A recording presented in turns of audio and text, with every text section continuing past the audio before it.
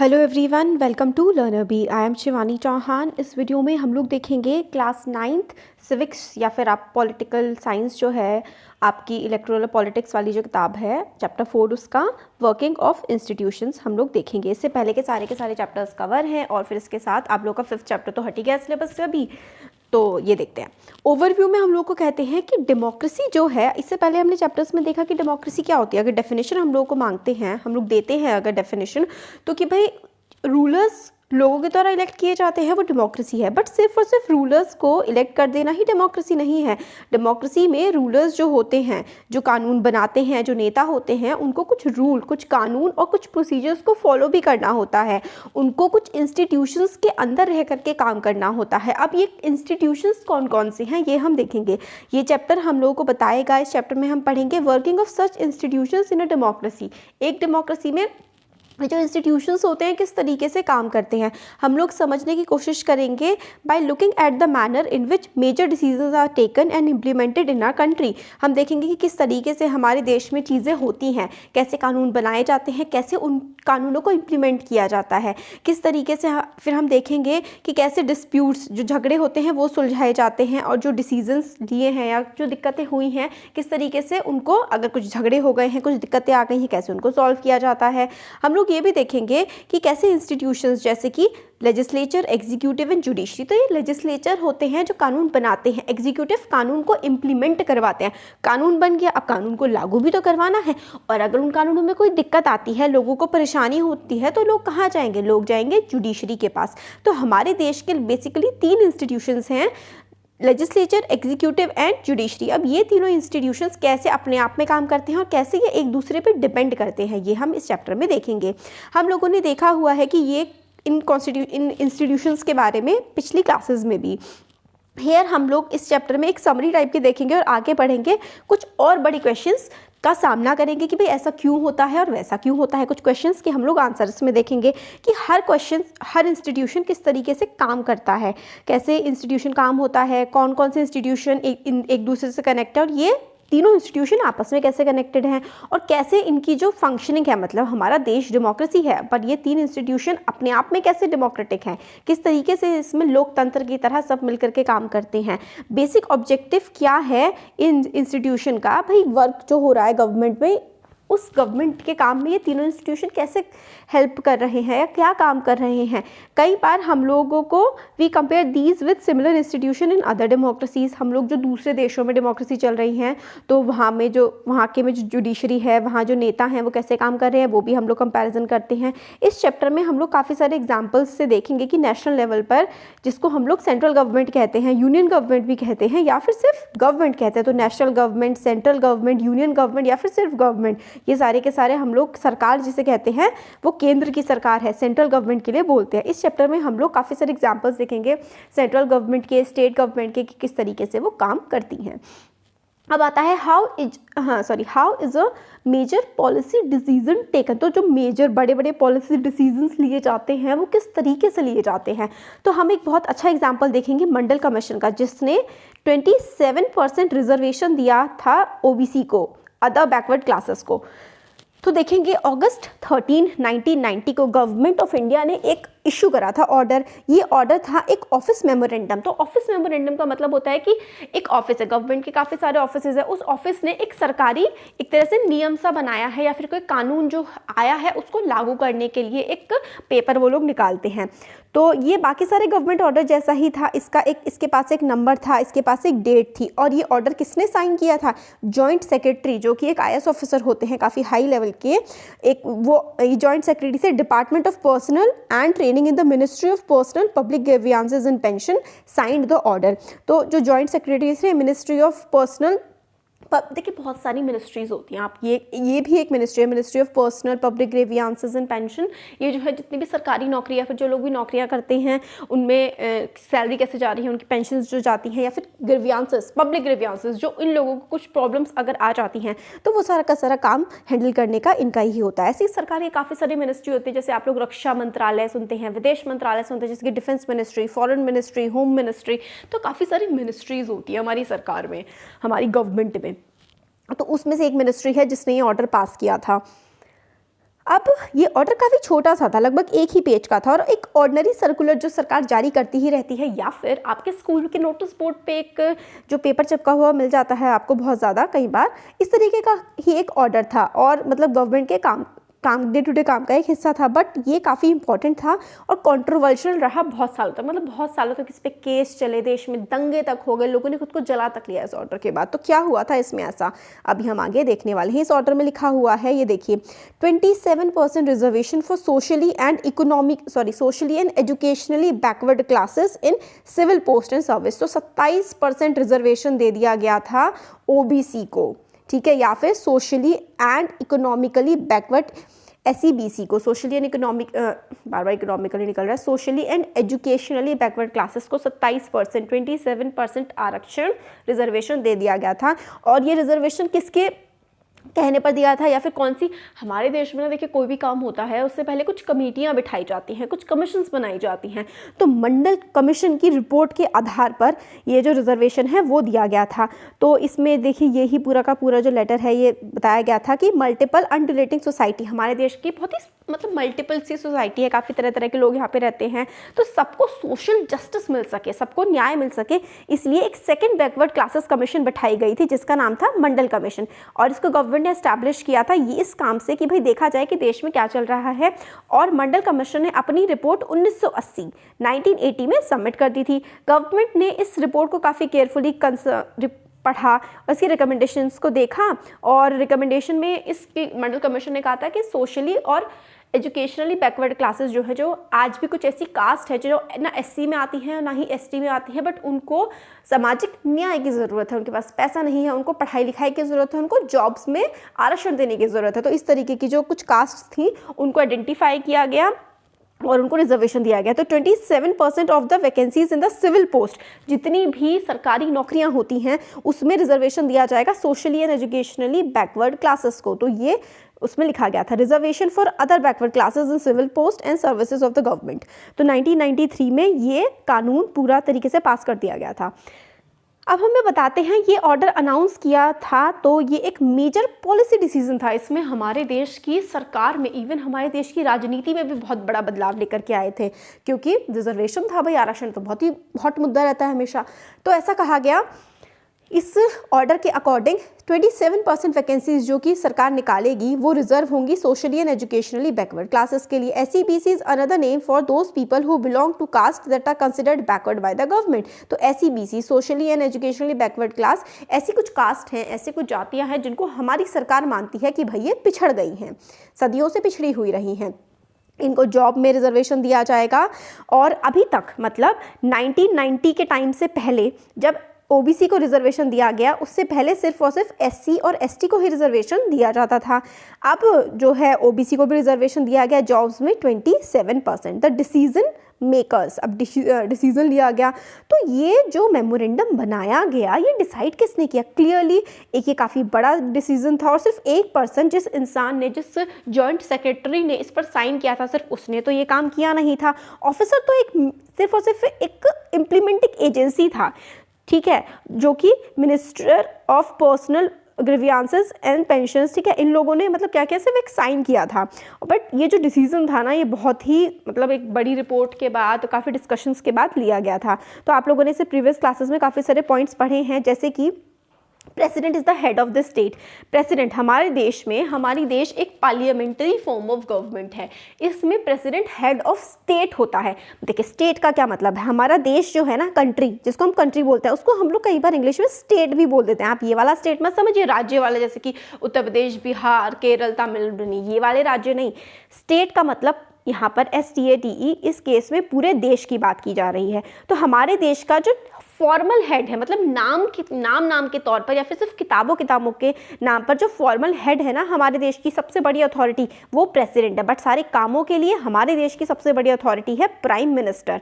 तो prime minister is the head of government. आप लोगों से क्वेश्चन पूछा जा सकता है कि हेड ऑफ स्टेट कौन है, तो देखिए हेड ऑफ स्टेट तो प्रेसिडेंट है, बट हेड ऑफ गवर्नमेंट, सरकार का हेड कौन है, वो प्राइम मिनिस्टर है, जिसके पास एक्चुअल सारी की सारी पावर्स होती हैं हमारे देश में। काफ़ी सारे देश में प्रेसिडेंट पावरफुल होते हैं, बट इंडिया में सबसे ज़्यादा पावरफुल पर्सन होते हैं प्राइम मिनिस्टर। कॉन्स्टिट्यूशन में हमारे प्रेसिडेंट को कहा गया है कि भाई ये हेड ऑफ स्टेट है, but head of government is prime minister, प्रधानमंत्री। He takes the most of decisions in the cabinet meetings. तो हमारे देश के प्रधानमंत्री कौन है आप सबको पता ही होगा, कमेंट बॉक्स में बताइएगा। अच्छा बताइए हमारे देश की one and only lady prime minister कौन रही है, ये आप लोग कमेंट बॉक्स में कमेंट करके ज़रूर बताइएगा।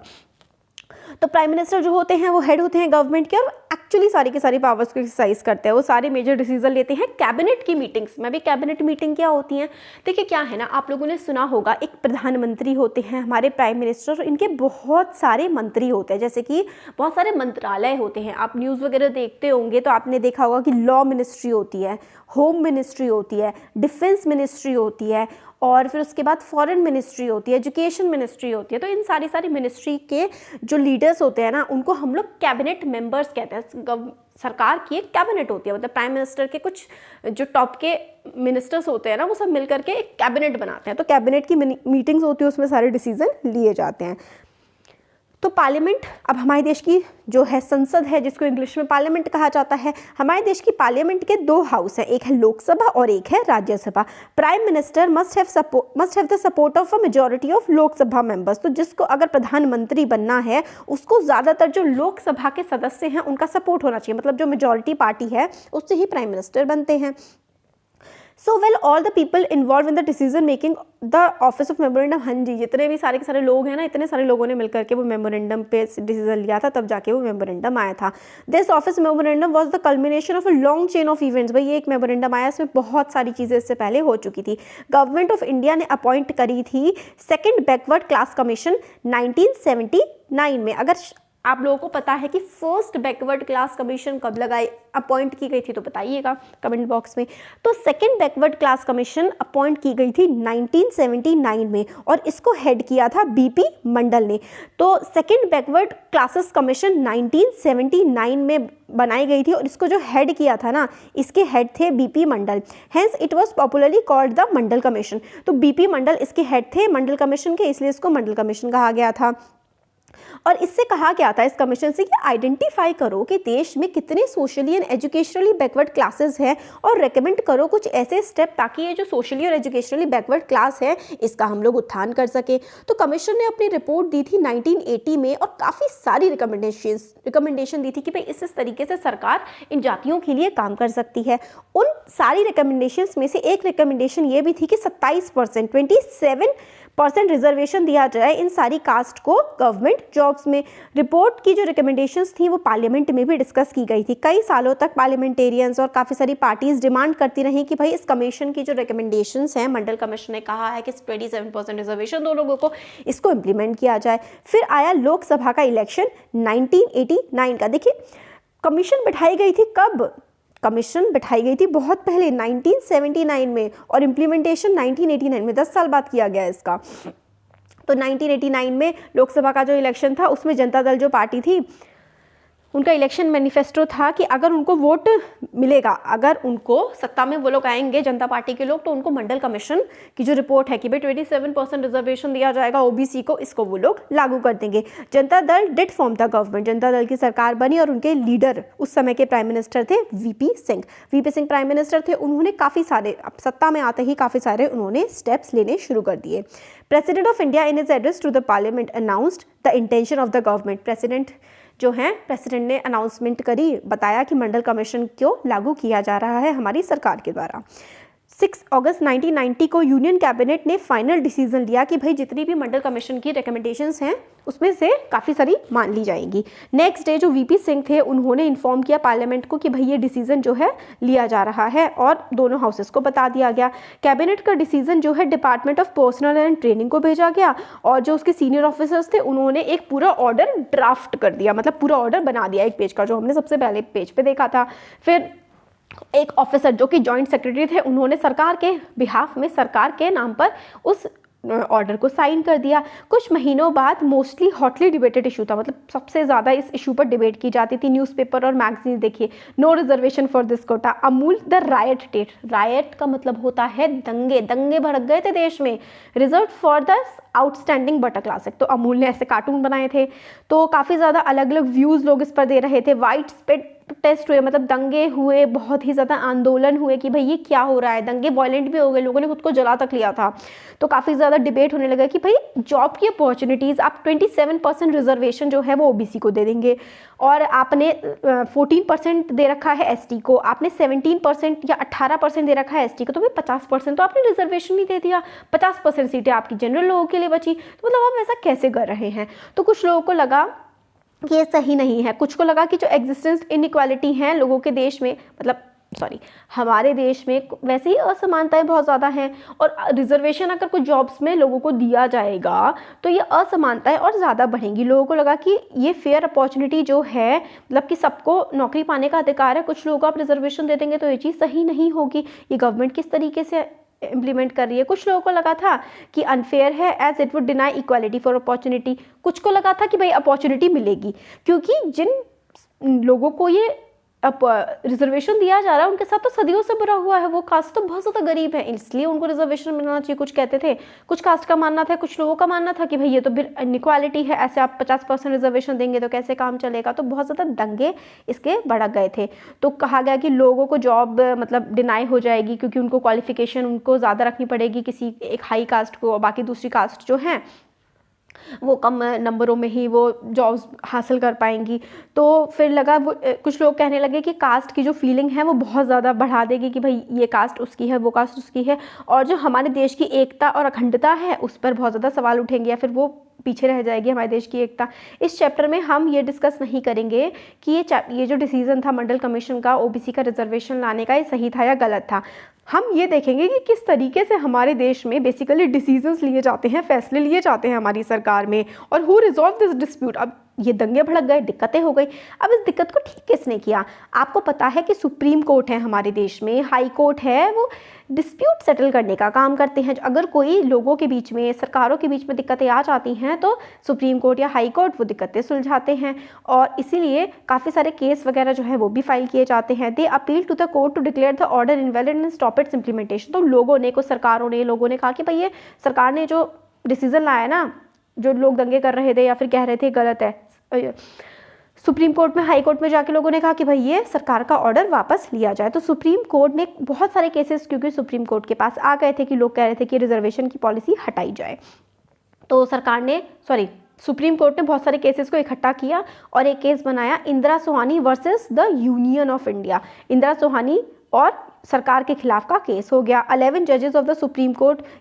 कोर्ट की 11 जजेस की बेंच ने दोनों तरफ के, एक जिन्होंने जो कहते थे, सरकार कहती थी कि भाई हमने सही किया है रिजर्वेशन देख के, और एक जो कहते थे कि भाई गलत हो रहा है रिजर्वेशन, तो दोनों तरफ के केसेस को सुना गया। और 1992 में सुप्रीम कोर्ट ने डिक्लेयर किया कि इंडिया, मतलब सुप्रीम कोर्ट ऑफ इंडिया ने कहा कि सरकार ने जो डिसीजन लिया है ना ये रिजर्वेशन देने का, ये बिल्कुल ठीक है। At the same time supreme court ने ये भी कहा सरकार को कि मॉडिफाई करो अपने ओरिजिनल ऑर्डर को। तो आपने जो ओरिजिनल ऑर्डर दिया है ना उसमें थोड़ा सा बदलाव लाओ, और कहा कि it said that well to do person among the backward classes should be excluded from getting the benefit of reservation. कि जो ठीक ठाक लोग हैं बैकवर्ड क्लासेस में, जो आप 27% रिजर्वेशन दे रहे हो, सब सारे लोगों को मत दो।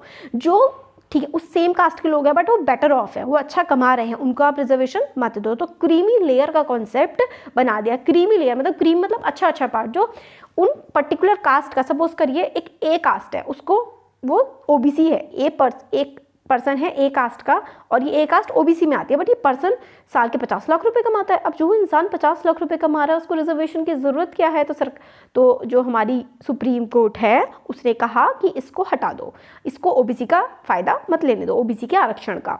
ये था क्रीमी लेयर का कॉन्सेप्ट। तो इसके लिए department of personnel and training ने इशू किया मेमोरेंडम 8 सितंबर 1993 में। The dispute thus came to an end and this policy has been followed since then. फिर डिस्प्यूट हट गया और लेके आया गया रिजर्वेशन पॉलिसी को। Need for political institutions. अब हम लोगों ने देखा कि किस तरीके से पॉलिटिकल इंस्टीट्यूशंस मतलब किस तरीके से एक काम करता है। सरकार ने कानून बनाया, कानून में दिक्कत आई तो जुडिशरी ने कुछ फैसला दिया।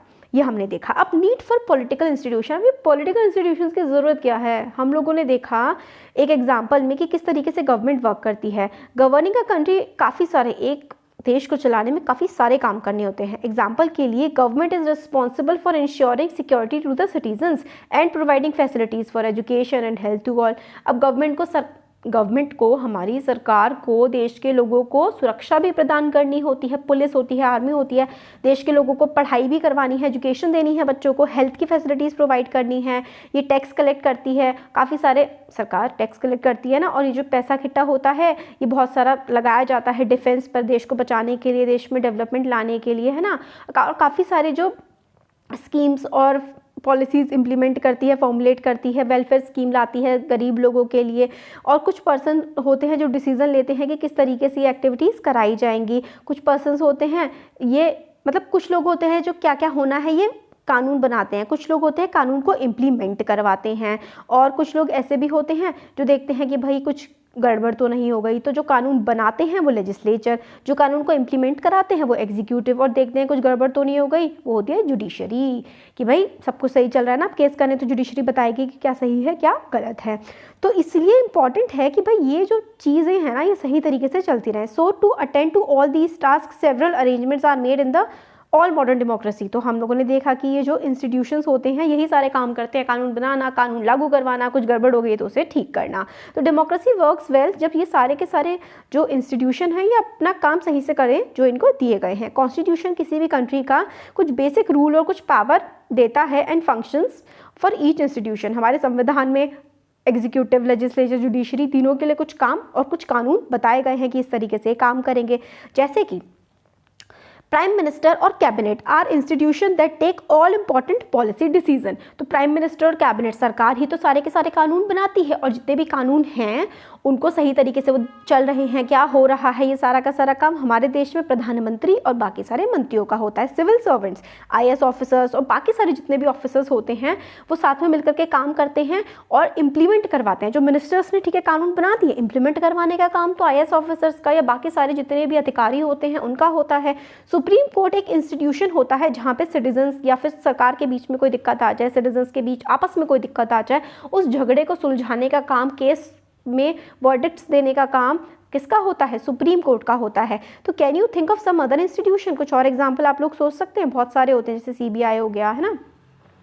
तो working with institutions is not easy, ये सारे इंस्टीट्यूशंस का काम मतलब बहुत आसान नहीं होता है। इंस्टीट्यूशन में काफ़ी सारे रूल्स होते हैं और काफ़ी रेगुलेशंस भी होती हैं। ये जो हैं this can bind the hands of leaders. अब देखिए, bind the hand of leader क्या होता है कि अगर आप कुछ कानून ही नहीं लगाएंगे इन लीडर्स पे तो ये तो अपनी मर्जी से कुछ भी करते रहेंगे, है ना, तो वो तो ठीक नहीं होगा। तो इसलिए क्या होता है, कुछ कानून होते हैं जिनको फॉलो करना होता है, कई बार इसकी वजह से डिले हो जाते हैं और फिर दिक्कत भी आ जाती है, समझने में भी दिक्कत होती है। जो नॉर्मल लोग हैं उनको कानून को समझना पहले तो पता होना चाहिए, पता हो कि उनको समझ में आना चाहिए, फिर लागू करवाएंगे तो थोड़ी दिक्कतें भी आती हैं, टाइम लग जाता है काम करने में। देयरफॉर इंस्टीट्यूशन के साथ डील करना कई बार बहुत फ्रस्ट्रेटिंग, गुस्से वाला भी हो सकता है, दिमाग घुमाने वाला। वन माइट फील, किसी को लग सकता है कि ये बेटर होता कि अगर सारे के एक ही पर्सन सारे के सारे काम कर लिया करता, तो प्रोसीजर और मीटिंग सब एक ही पर्सन करता, बढ़िया हो जाता। बट ये डेमोक्रेसी के स्पिरिट में नहीं होता कि एक ही इंसान सारे के सारे कर रहा है। कुछ डिले होते हैं, कॉम्प्लिकेशंस होते हैं, बट ये यूजफुल होता है ताकि हड़बड़ी में, जल्दीबाजी में कोई डिसीजन ना लिया जाए। एक अपॉर्चुनिटी भी मिल जाती है ताकि ज़्यादा लोगों से कंसल्ट करें। हर एक ही इंसान के अंदर सारा दिमाग नहीं हो सकता, एक इंसान हर चीज़ में एक्सपर्ट नहीं हो सकता ना, इसलिए अलग अलग इंस्टीट्यूशंस बनाने ज़रूरी हैं। Institutions make it difficult to have a good decision taken very quickly. Institutions जो होते हैं इससे मतलब डिसीजन बहुत जल्दी नहीं लिए जाते हैं, बट इक्वली डिफरेंट। अब जल्दी नहीं लिए जा रहे हैं तो होता है ना, जल्दी का काम शैतान का। बहुत ज़्यादा आप जल्दी करेंगे तो आप गड़बड़ी भी कर सकते हैं, तो अगर आप आराम से काम करेंगे तो गड़बड़ी को भी बचाया जा सकता है। That is why democratic governments insist on institution. एक ही पर्सन पे आप डिपेंड नहीं रह सकते हैं, अगर आपको काम सही तरीके से करना है तो इंस्टीट्यूशंस के द्वारा ही करवाना होगा। अब ये पार्लियामेंट बड़ा चैप्टर है, ये 3 वीडियोज़ के आसपास इस चैप्टर के बन जाएंगे। पार्लियामेंट, फिर काउंसिल ऑफ मिनिस्टर्स, ये सारा का सारा ना हम लोग आगे आने वाले वीडियोस में देखेंगे। तो कैसा लगा वीडियो ज़रूर बताइएगा, अच्छा लगा तो लाइक करिए, चैनल को सब्सक्राइब करिए, अपने फ्रेंड्स के साथ भी शेयर करिए। Thank you.